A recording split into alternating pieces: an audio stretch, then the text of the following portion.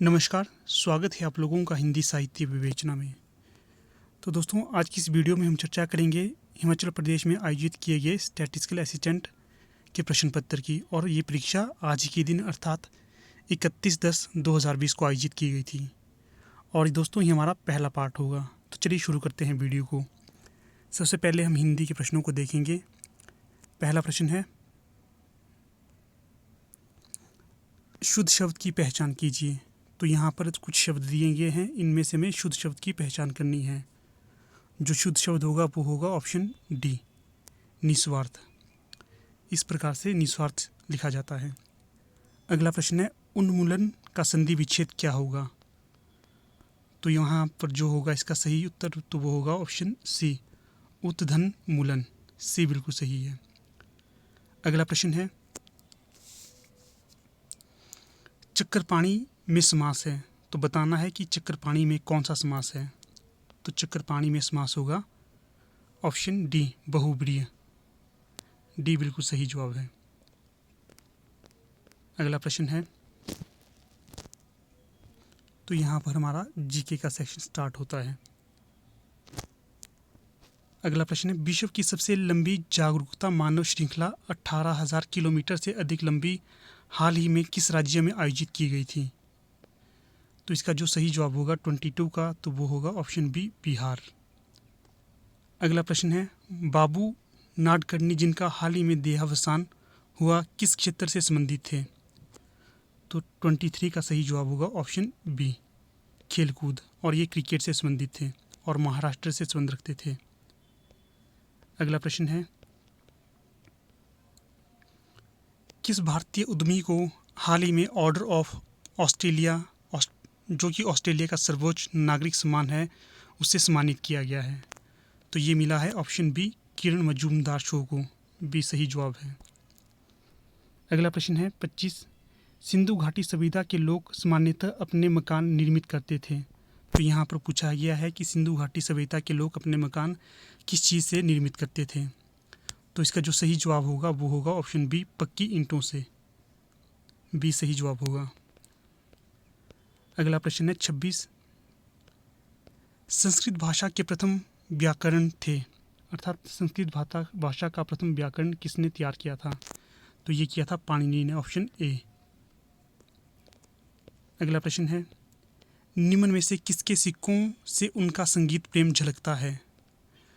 27 का जो सही जवाब होगा वो होगा ऑप्शन बी, गुप्तों के। अगला प्रश्न है 28वां, कौन सा वंश दिल्ली सल्तनत पर शासन नहीं किया था। तो जो 28 का सही जवाब होगा वो होगा ऑप्शन डी, गौरी वंश ने नहीं किया था। बाकी गुलाम वंश, सैयद वंश, खिलजी वंश, इन तीनों ने किया था। 29वां प्रश्न है, शाहजहां ने मोती मस्जिद का निर्माण कहाँ पर करवाया था। तो 29वां क्वेश्चन का सही जवाब होगा ऑप्शन बी, आगरा में। अगला प्रश्न है 30वां, भारत में आंग्ल फ्रांसीसी वैमनस्य के कारण कौन सी लड़ाई निर्णायक साबित हुई। तो ये हुई थी ऑप्शन डी, बांदीवास की लड़ाई। डी बिल्कुल सही जवाब है। अगला प्रश्न है, देशभक्ति धर्म है और भारत के लिए धर्म प्रेम है। तो ये पंक्ति किसने कही थी। 31वें का सही जवाब होगा ऑप्शन सी, बंकिम चंद्र चटर्जी ने। ऑप्शन सी सही जवाब है। अगला प्रश्न है, महात्मा गांधी के राजनीतिक गुरु कौन थे। तो जो महात्मा गांधी जी के राजनीतिक गुरु थे वे थे ऑप्शन ए, गोपाल कृष्ण गोखले। ए बिल्कुल सही जवाब है।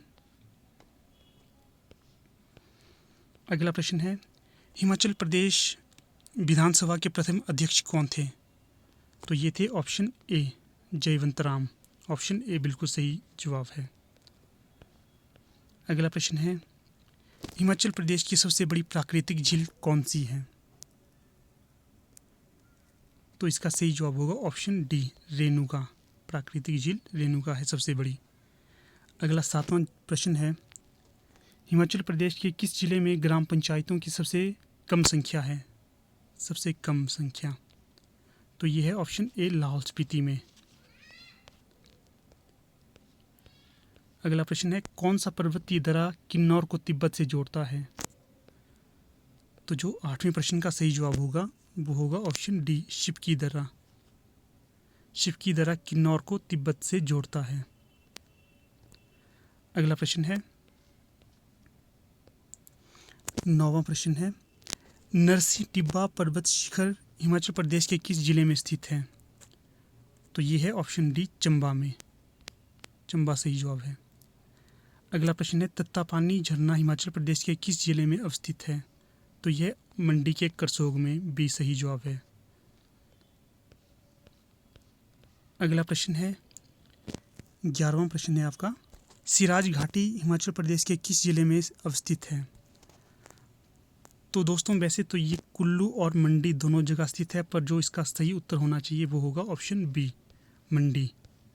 बाकी बोर्ड के ऊपर डिपेंड है कि वो इसका सही जवाब क्या देगा। अगला प्रश्न है, सुजानपुर की स्थापना किसने की थी? 12वां प्रश्न है, सुजानपुर की स्थापना किसने की थी? तो ये की थी ऑप्शन बी, अभयचंद ने। बी सही जवाब है। अगला प्रश्न है, पथियार का किला हिमाचल प्रदेश को किस जिले पथियारा का किला हिमाचल प्रदेश को किस जिले में आता है? तो प्रश्न होगा दोस्तों यहाँ पर ये, क्या पथियारा का जो किला है वो हिमाचल प्रदेश के किस जिले में आता है? तो ये आता है ऑप्शन डी, कांगड़ा में। डी सही जवाब होगा। अगला प्रश्न है 14वां, 84 मंदिरों की भूमि किसे कहा जाता है? 84 जो मंदिरों की भूमि वो कहा जाता है ऑप्शन ए, भरमौर को। ए बिल्कुल सही जवाब है।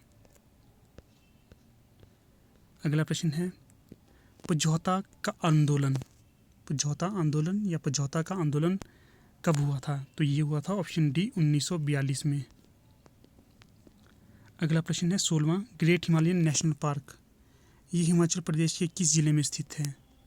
तो दोस्तों यहाँ पर ऑप्शन दिए गए थे शिमला, किन्नौर, लाहौल स्पीति और डी इनमें से कोई नहीं। तो इसका सही जवाब होगा इनमें से कोई नहीं, क्योंकि ये कुल्लू में पड़ता है। डी सही जवाब होगा। अगला प्रश्न है, हिमाचल प्रदेश में इंदिरा गांधी मेडिकल कॉलेज कहाँ पर स्थित है?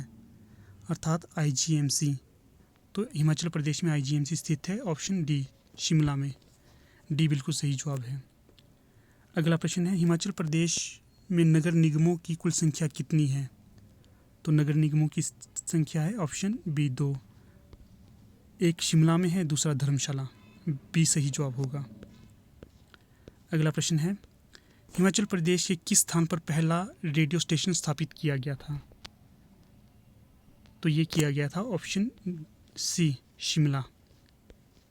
शिमला के चौड़ा मैदान में। सी सही जवाब होगा। तो ठीक है दोस्तों, यहाँ पर हमारी वीडियो का पार्ट 1 आ गया है। जल्द ही हम आपके समक्ष पार्ट 2 को लेके भी आएंगे। तब तक के लिए धन्यवाद।